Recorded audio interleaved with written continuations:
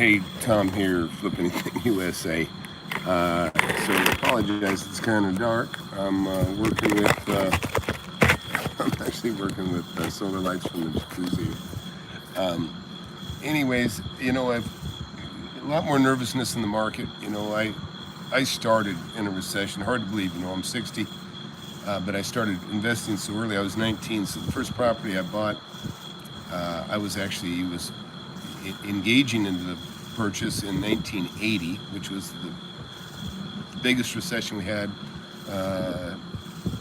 until looks like the one we're in now.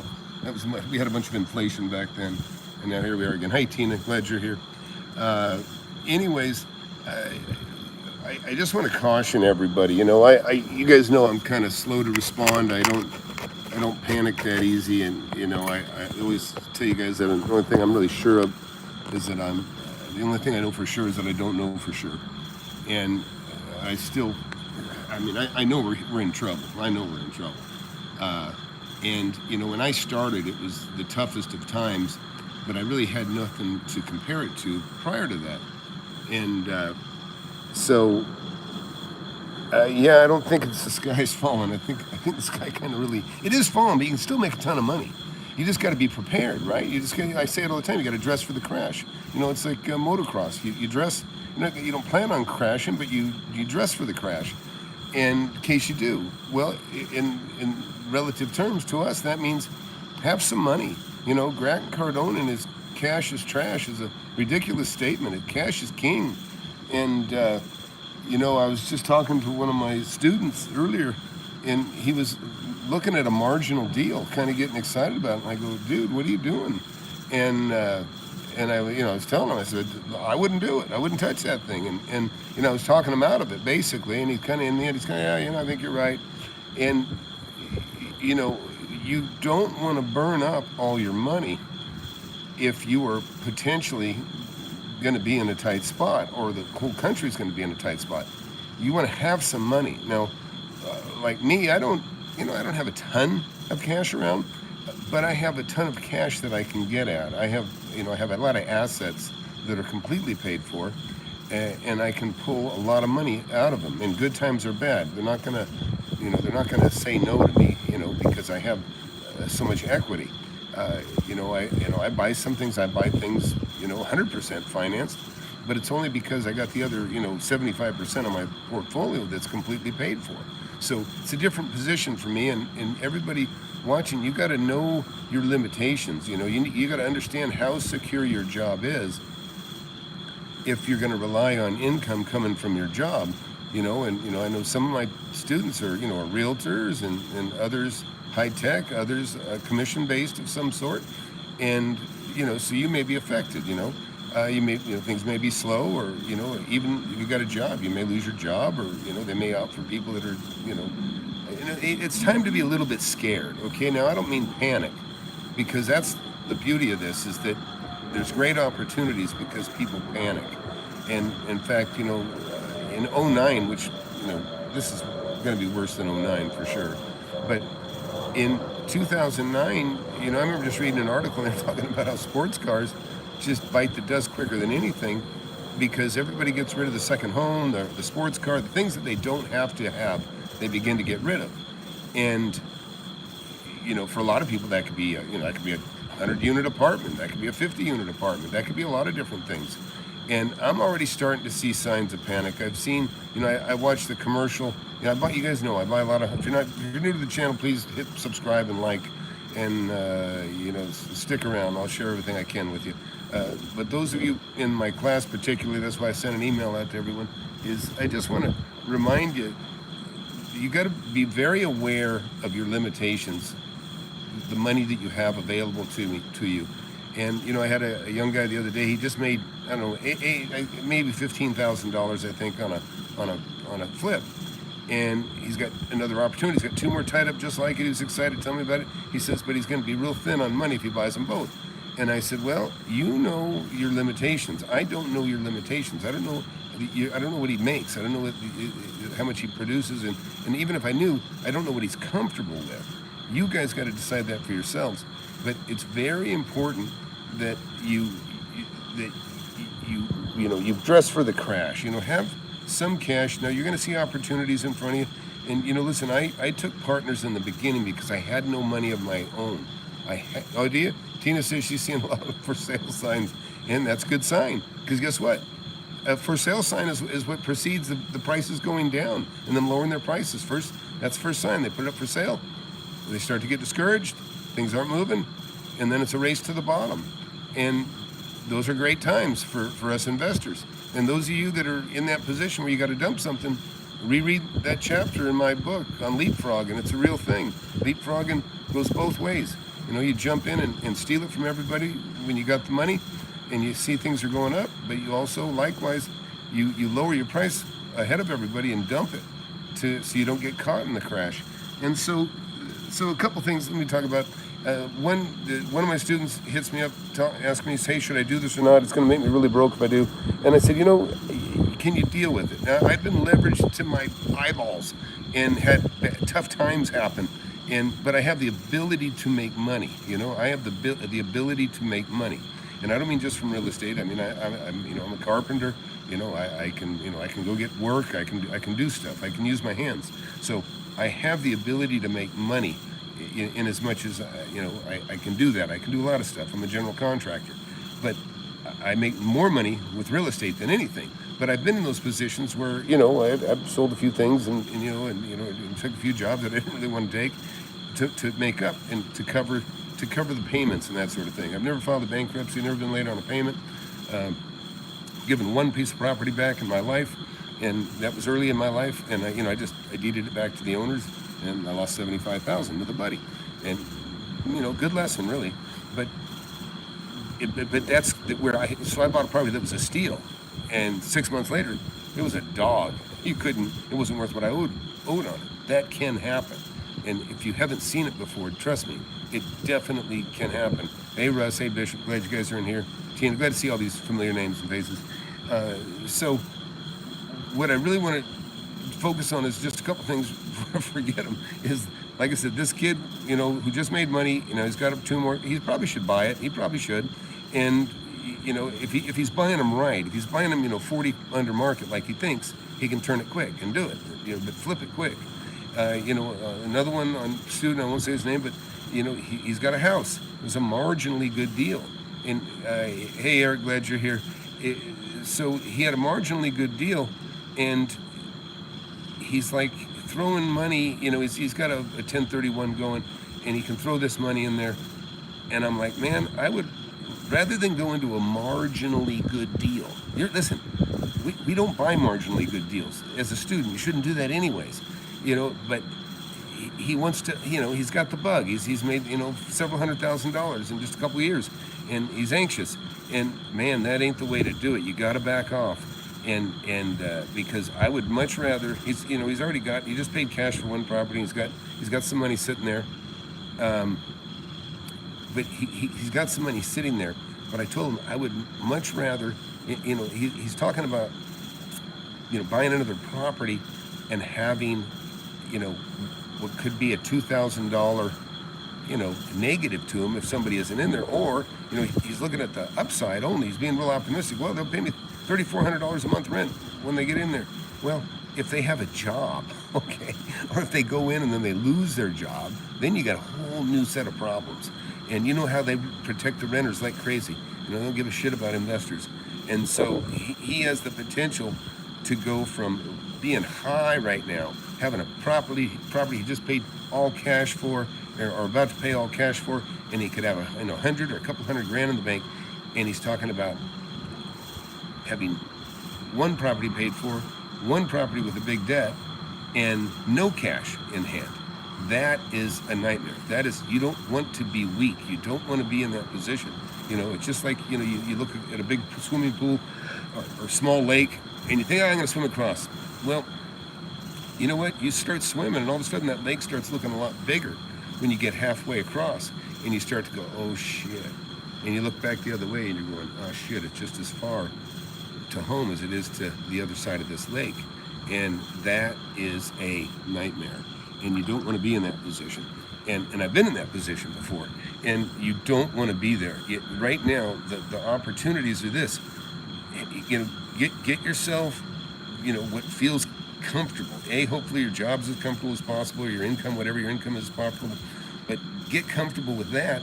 But then just remember, there's no reason to jump into a declining market right now.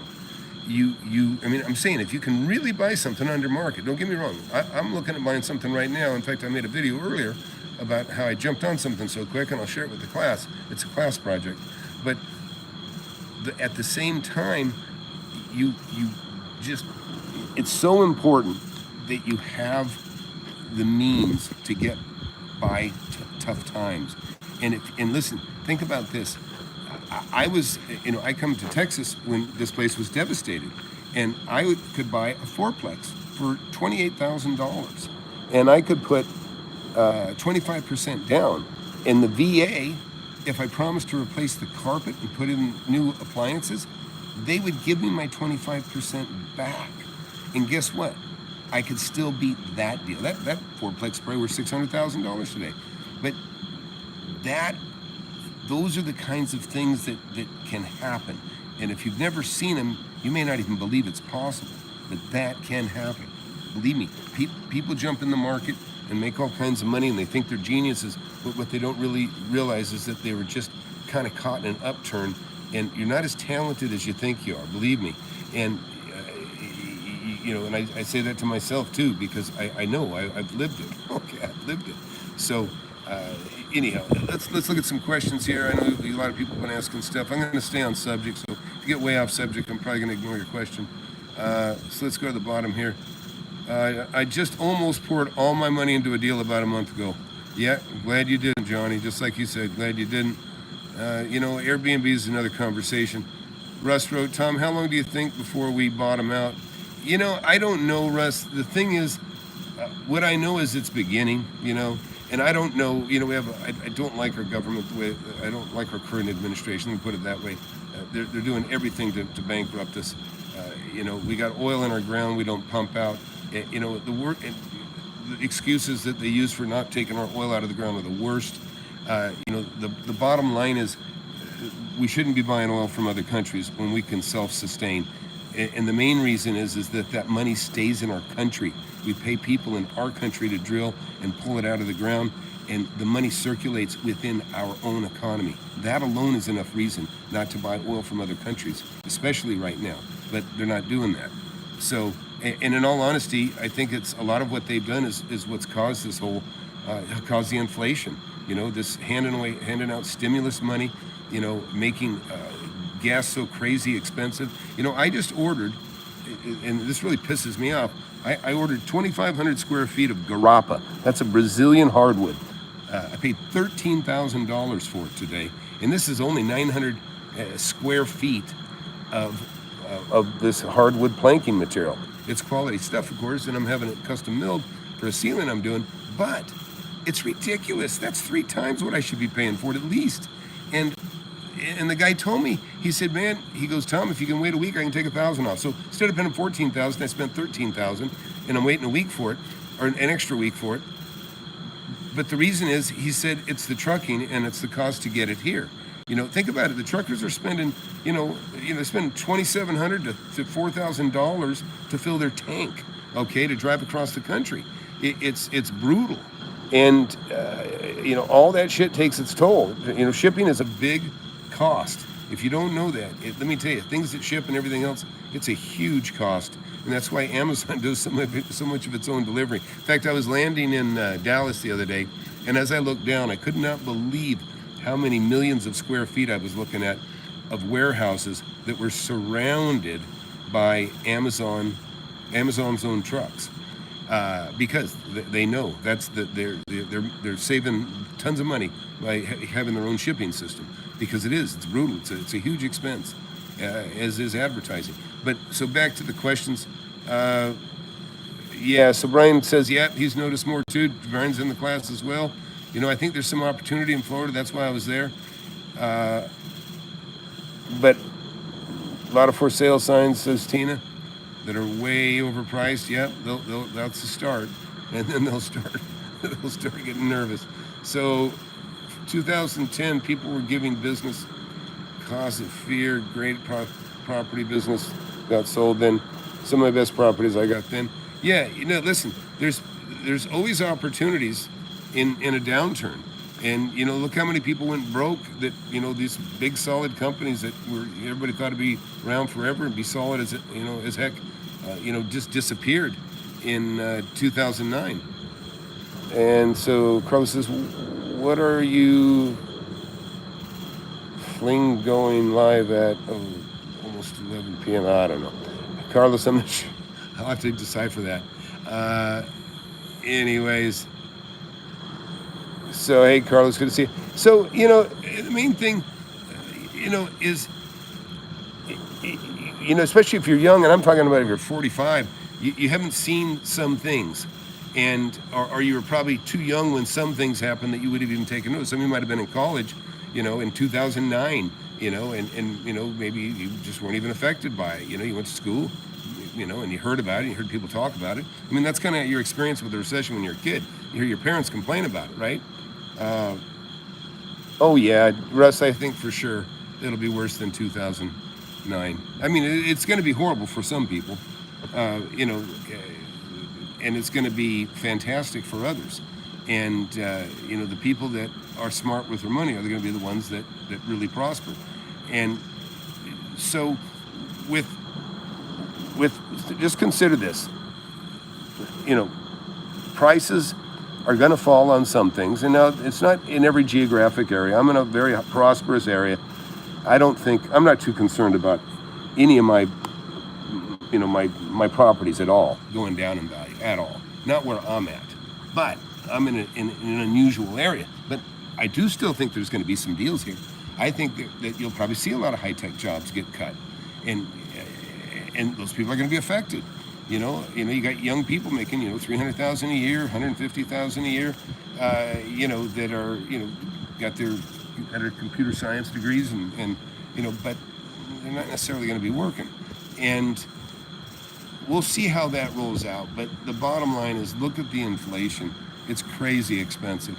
I was talking to somebody the other day at this wedding I was at, and they're paying $3,400 a month for like the second best area to live, to have like a no bedroom, a bachelor unit we call it, $3,400. And they said to have the same thing downtown would have been like $5,200.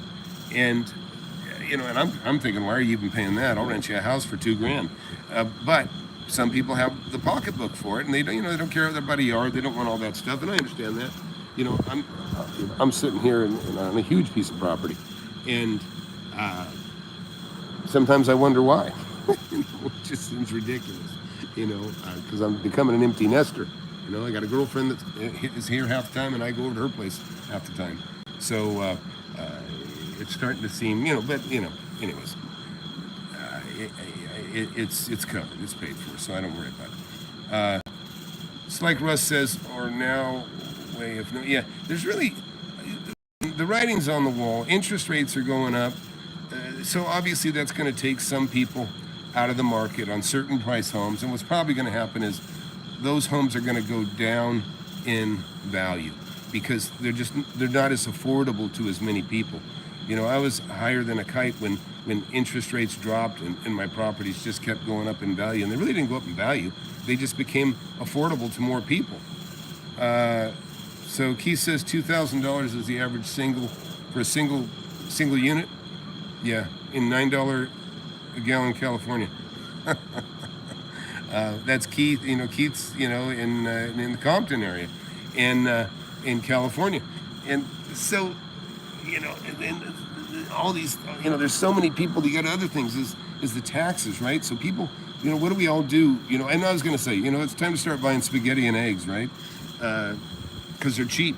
Eggs are great protein and they don't cost much, and I have a lot of Mexican folks that work for me, and I've been blown away. And I've had a lot of Mexican tenants in apartment buildings that I've owned in the past.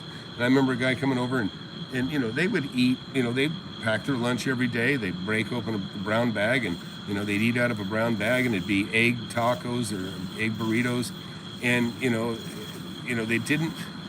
they saved money. They couldn't even think about spending $6 on a burger. when they could eat a taco that they made at home for probably 50 cents. And, and then, 10 years later, I got a tenant moving out of my building. He says, hey, just want to shake your hand, say thanks, you've been a good landlord, all that stuff. And he says, I just paid cash. I just bought a gas station. I think he paid 120 or 130,000 cash for this gas station. And, this is a Mexican gentleman that, I don't know how long he'd been in America, but, I'm sure he's partially raised in Mexico. But he was disciplined, hardworking guy. I almost never saw him in his apartment because he was always at work. And then, when I do see him 10 years later, he's shaking my hand saying thanks. And he said, let me know he just bought a gas station, very proud owner. And, he was on his way. So Russ says, how much do you think commercial property will go down? Russ, that's a tough one for me because I own a lot of it, and I don't want to part with any of it. But it's think about it being relative to the interest rates. If you have to sell it, and listen, what I used to see, what I've seen in the past, is that the commercial properties that are being developed on the outskirts of town in areas that are growing, that are anticipating growth, they are dead. They are really hurting. I mean, they're the first to go. Let me put it this way: usually it's your commercial, your stuff that's being built, that stuff that's just out of, the growth, just out of the growth, or not quite buried in the growth. That stuff goes to pot first, and they stop building. Other tracks, they'll start scraping the framing off the slabs and break the slabs up if it's not worth finishing. Just because you see if a house foundation's expensive and the framing goes up, but that ain't where all the expenses. All the expenses after that. There's a whole lot of money that goes into the house after the slab and the rough framing. So that stuff can happen. So what I think, what I see happening, I just see things getting worse. I just see things getting worse. And and think about this. We're bringing in about 1 million people a month from other countries that don't have any skills, and we're feeding them, and we're housing them, and we're doing it. The taxpayers are picking that bill up. And so you've got all these people that can't take care of their kids and they can't work, and we're subsidizing all this stuff. And, it's a shame, but it's an added burden that there is no will from the administration that's there to stop it. Remember, everybody say walls don't work, walls don't work. First thing they do is they knock down the walls and open up the gates, and the people come flooding in. They said, we got 1 million people heading to the border, I think, this week or something crazy like that. And think about it, think about the money made on Mexico. Mexico let Haitians, anybody from any country just fly into Mexico, and then we don't even know what the toll they're paying to walk across the border. It could be very significant, but the bottom line is, they're letting anybody fly into their country with the understanding that they're going to walk across the border. And we're sitting here just killing our guards along the border, just wiping them out. They can't keep up with it. They're opening the gates, they're picking them up, they're flying them deeper into the country. So, they're everywhere. All these new people that we're taking care of. And I understand they're leaving tougher places, but it's kind of like, it's kind of like taking, something rotten in the fridge, and I'm talking about their economy, and dipping in it and throwing it into the fresh fruit bowl that's next to it, that being maybe the U.S. And so it's just going to spoil both in the end. Yeah, I won't even name specifics because my channel gets killed when I say anything political. But so I'm talking around the subject a little bit. But when does everything crash? Listen, it's relative to if you lost your job today, it started today for you. So just anybody that can happen to. Tina wrote, dealing with that now with land on the outskirts. Yeah, so yeah. Hey, Robert, glad you're here from Portugal. Glad to see you in here, buddy. Yeah. So for us, I would be a little bit afraid of stuff that's out of the growth area. And I know, Tina, we might need to talk a little bit. I know you got something kind of cooking, but you know what? If you can do it with other people's money and in a fashion where you're partnering with the people that carry the bulk, then that might still be pretty safe for you. So I wouldn't discourage that, but I would certainly consider it. But you guys that have been making money, and listen, I've got students that are millionaires now in 2 years. You start to feel like, hey, this is the norm. This is easy. It's really some people kind of got a honey hole going, and you know who I'm talking about. And that's great. And I have too at times, and sometimes I do for short terms of time in the area that I'm at. But I know that it's not the norm. You start to think you're really smart. You make money for years in a row straight without hardly trying. The economy's going great. Things are going up in value. You almost can't lose buying anything. And then all of a sudden you just think you know everything, when really all you know how to do is buy. And that's the case for a lot of people. And those are the ones that really get destroyed when they let their, they extrapolate their luck and think it's confidence and skill. And then it ruins them. And so I'm just being real protective of you guys in the class particular, and anybody that here that's watching, of course. So Jorge, what do I suggest people do? Man, start cutting back now. Relative to your situation. If food's a big deal to you, start changing your diet a little bit. Eat healthy, but try to eat a little cheaper. I'm serious. Eggs are cheap. Maybe make your lunch. Don't eat out. And that isn't great for spawning the economy for people that make money that are serving that food. But the fact is, you got to take care of yourself, and you really, it's really important. Keep your overhead low. If you can't afford to live in the home that you live in, or you're cutting it a little too close, or if you lose your job, you're going to be devastated, then you probably should rethink. Maybe go get some roommates. Do what you got to do to put more money, to save more money. It's just common sense. I had tons of rentals, and when I've had apartment buildings, I have a lot of Mexican folks, and I'd have sometimes 10 people living in a 2-bedroom home, and believe me, they're resourceful, they're very frugal, and I'm not saying all Mexican folks, of course, but I'm talking about the folks that are tight on money and not necessarily totally skilled, and they're in a lesser income bracket. They'd have a clogged drain. Well, I go into their bathroom, or the plumber would call me, and the trap in the bathrooms, they're not filled with soap and hair. They're filled with lint and Levi material, and because they're washing their clothes in the bathroom sink.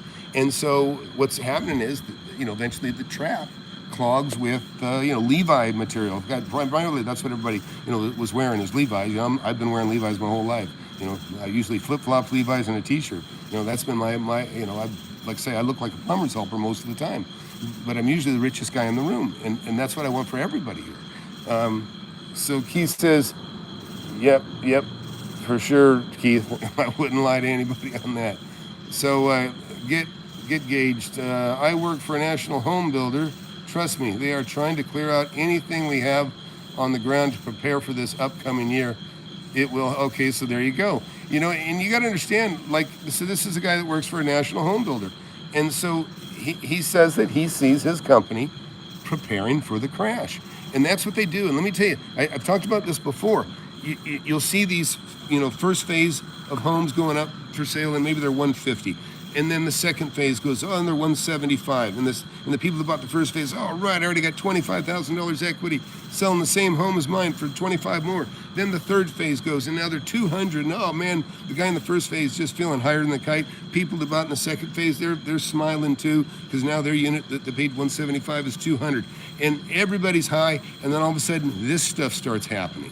And what does the builder do? He finishes out, like this gentleman's explaining, he finishes out that track, and he starts cutting deals, and he starts getting rid of the stuff. He starts getting rid of the stuff cheap. Pretty soon, he's selling the third phase 3 years after the first phase began, and he's selling it for less than the second phase. And then times get tighter. And then he's selling the third phase, or maybe the fourth phase, for less than he sold the first phase for. And now the guy that was hired in a kite on the first phase about all the money he made and how smart he was, he's now crying because he's now competing to get rid of his home because he can't sell it, his brand new home, he can't sell it. He can't compete with the builders. And the builders are just saying, hey, let's just close out this inventory let's just get rid of the rest of these lots, or let's build it out and sell it at the first phase pricing, and just let's get out of this town. And then what happens is everybody's trapped, and that happens. Hey, please hit that like button, hit that subscribe, hit that thumbs up. Comment too, if you would. Comment in the video when we're done. It helps. If you want to help me out, you could do that. I would appreciate it. Just trying to share what I know. And, I feel very blessed. I've been blessed my whole life. I've been investing in real estate since I was 19. And, sure, I've had some tough times, but I ain't had tough times by any comparison compared to most people. So Just Robert says, not a millionaire. Well, you don't need to be. You're over in Portugal. You're a millionaire. You're just relative to where you're at. But he said, not a millionaire yet, but I'm on the way up. Thanks to this channel. Thanks, Robert. I appreciate that. And, Robert's already done fantastic, applying the same things, things that are in the book and that's in the mentorship.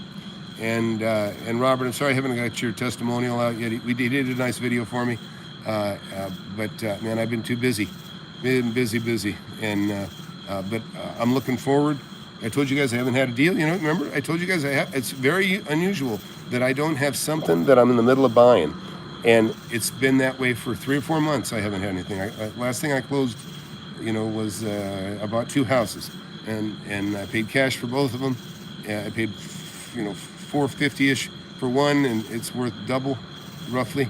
And then I paid another $300 for one that's worth, near $5, and it still is. And I'm still not too concerned about those at all. But I'm in a unique area right now. I've been in other areas where I'd be selling those houses right now, or maybe I may not have even bought them.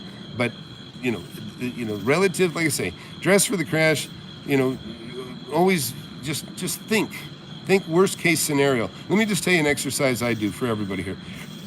If you're in a situation, think worst case. Think, okay, what's the worst thing that can happen? Okay, property values go down. I got some lots. Well, do I want to support those for 2 years while the economy's stagnant or going down? Well, you got to ask those questions, and you got to answer those questions. And one of the routines I tell everybody in class is, if you're not selling it, you're buying it. If you let your emotions force you or allow you to hold on to an asset that maybe you should get rid of, and the best question you can ask yourself is, would I pay this? In other words, if you got something that's worth $300,000, maybe you paid $150 for it. If you wouldn't pay $300 for it, and you can sell it for $300, then you probably should sell it. Now, granted, you're going to pay, capital gains on that $150,000 profit. But the 30 grand you give up, or the 40 grand you give up on that 150 that you made, I think you'll be glad you did, because you may end up. The values may drop enough in the future that your $300,000 property is only worth $260. So there's the $40,000 loss anyways. So you may as well, leapfrog it, get rid of it now, and pay your taxes and sit on the 120 grand in that situation, because now you got 120 grand that you're just sitting there waiting. You're waiting for somebody that's desperate, that's going to sell. Believe me, divorces, all kinds of stuff. Death, divorces, depression, all those things. A lot of D words lead to property being sold very cheap, and cars and everything else too. And believe me, Flip Anything's my channel, right? FlipAnythingUSA. I bought fire trucks. I bought scenography equipment. I bought filmography equipment. I bought big heavy duty VCRs that are for like studios. I bought almost just about everything you can imagine. I bought things that I didn't know shit about, but I took time to look into what they were worth. And I sold secondary market stuff over into Mexico. Sold that that fire truck I bought in Dallas or Plano, and I sold it to Ponca City, Oklahoma. These are the things that you can do, and you're gonna see a lot of deals like that coming too. There goes some of my light. You're going to see deals like that too, where things, not just real estate, you're going to see opportunities on buying properties. In fact, you guys know I've been kind of hoping to get me a little fake guru car, or I call it a fake guru car. But what I'm thinking about doing, I really love the Porsches, and I've been thinking about getting me a new Porsche. But really, one of the things I learned in 2009, I started to tell the story earlier. Sorry, I didn't finish. Is the values of sports cars drop like a rock in desperate times. And so I think it was in 2004 Mercedes-Benz, an SL 500, the one that the top kind of pops up and kind of automatically, the trunk in the back opens up and it folds down, goes inside. And now you're sitting in this awesome convertible. And then when you put the top back on, it's a hard top. It's not a soft top. It's really cool. So I bought one of those and I got it for I got it for 31,000, I think. And it only had like 19,000 miles on it. And the guy before me, the sticker, because the sticker was still inside the car, had paid 105,000 for it. And that was just for a car that was only 4 years old. Charles Given, he wrote a great book. He's dead. He died of cancer a long time ago. But real smart guy, real nice guy. He had written a book, and basically he says, buy your dream car 2 years after it comes out. In other words, buy it 2 years old, and save a hell of a lot of money and still get all the benefit of a beautiful new car. So these kinds of sensibilities are really what you need to apply. I hope you do. And so, hey, again, guys, if you would, from here, I'm going to cut it short here. I would appreciate it if you would hit the like button, hit that subscribe button if you're not a subscriber, but also you guys that are regular watchers, go into the comments and just give me a comment, say something nice. I suppose if you say, I watched till the end, that's supposed to be good for the algorithm. And if you want to do that, you can help me out. But I know you guys can't see me. I can't even see myself on the screen. So, hey, Keith, good to see you in here. Tina, Russ, everybody, a lot of names here I don't see because I haven't been doing the nighttime stuff, but I see a lot of familiar names from the past, like you, Keith. Just be safe, man. Keep your overhead low, and, you're going to find deals and you're going to do well. Just dress for the crash. And I'll see you guys later. I'll try to do some more nighttime stuff too. Yep. Yeah, thanks, Keith. Get back in class. I'll send you the link. You need to get updated on your Zoom link there. Yep. Hey, thanks, Johnny. If you would put that in the comments. These aren't the comments. This is the chat. But if you put it in the comments, that would be helpful. Thanks a lot, everyone. See y'all. Good night.